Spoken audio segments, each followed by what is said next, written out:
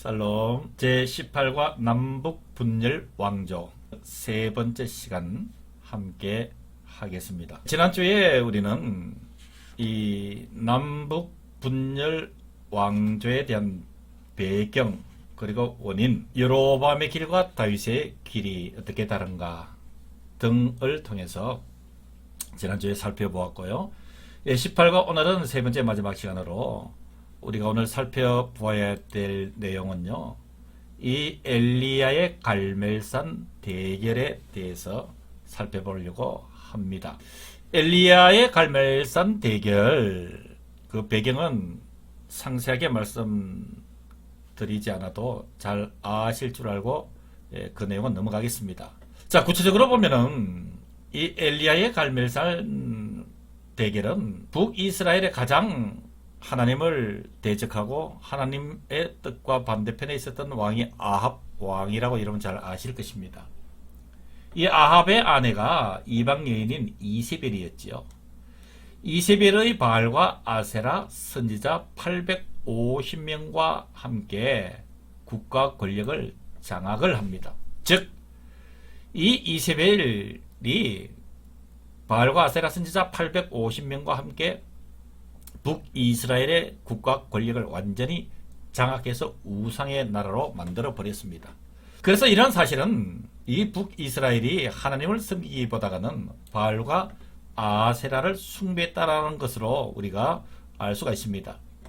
그래서 하나님께서 3년의 기근을 통해서 심판을 하시기로 했지요.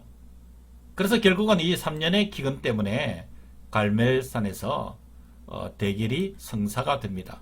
핵심은 이렇습니다. 제단을 만들어서 불로 응답하는 신이 참 신이다 라는 핵심을 가진 바로 엘리야의 그 갈멜산 대결입니다. 열왕기상 18장 38절에서 39절에 보시면은 이에 여호와의 불이 내려서 번제물과 나무와 돌과 흙을 태우고 또 도랑에 물을 핥은지라.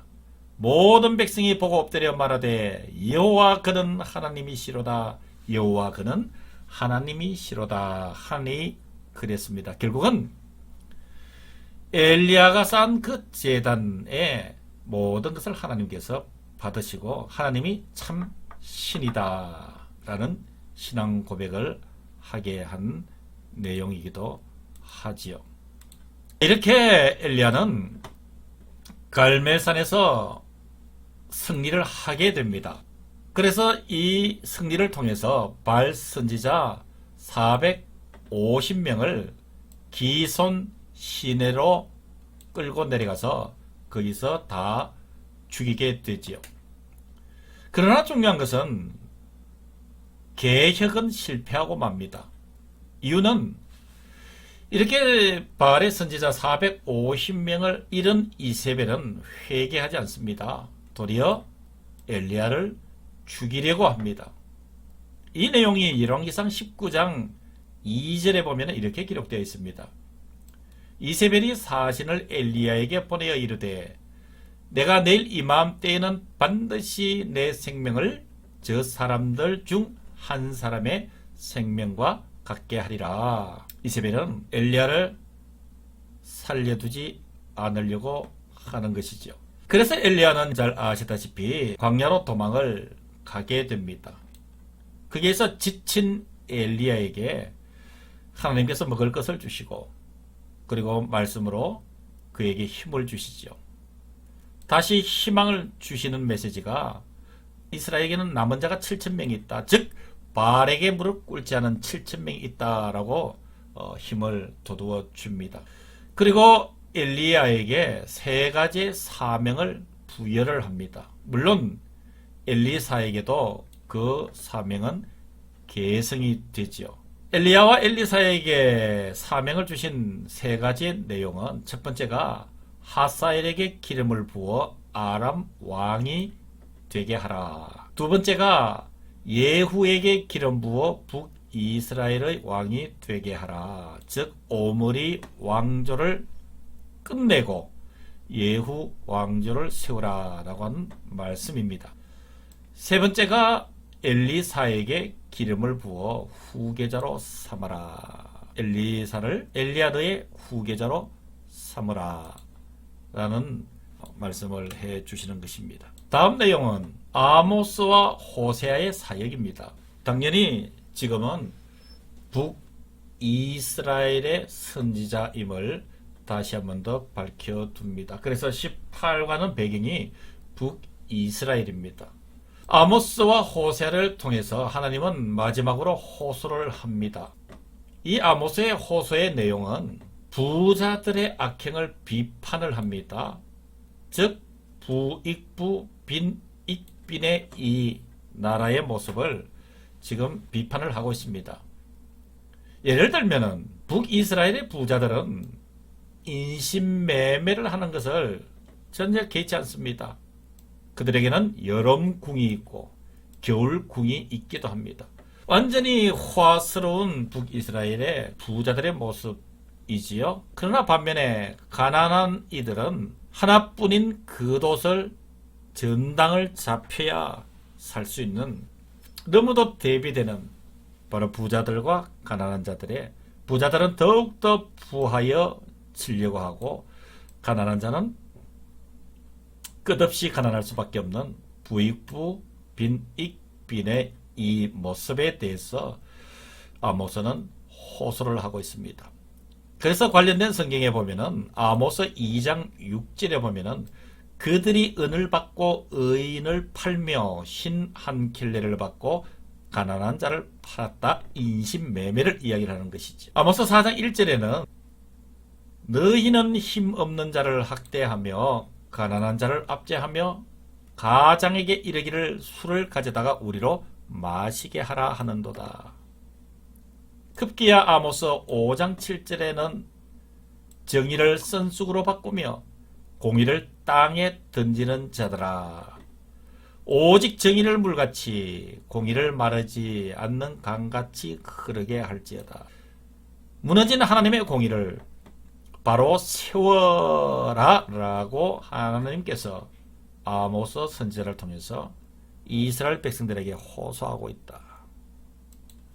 이 호소를 북이스라엘 백성들은 듣지를 않지. 계속 호세아의 호소는 이렇게 이어집니다. 사랑의 줄, 사명의 줄을 200년 동안 놓쳐버린 이스라엘 백성들을 향해서 끝내 사랑의 줄을 놓지 않으시는 하나님의 말씀, 여호와를 알라. 자, 호세아 4장 6절입니다. 내 백성이 지식이 없으므로 망하는도다. 내가 지식을 버렸으니 나도 너를 버려 내 제사장이 되지 못하게 할 것이요, 내가 내 하나님의 율법을 잊었으니 나도 내 자녀들을 잊어버리리라.